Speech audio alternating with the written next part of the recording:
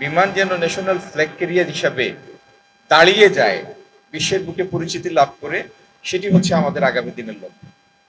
আর আমার হজযাত্রী ভাই বোনেরা যারা যাচ্ছেন, আল্লাহ আপনাদের মনের নেক মকসুদ পুরা করুন, আপনারা নিরাপদে হজ পালন করুন।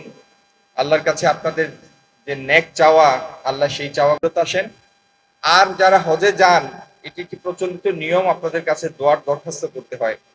আপনারা ওইখানে গিয়ে এই দেশটির জন্য দোয়া করবেন, আর দোয়া করবেন আমাদের যাদেরকে আপনারা দায়িত্বে বসিয়েছেন, আমরা যেন আপনাদের সেই দেয়ার দায়িত্বের হক আদায় করতে পারি।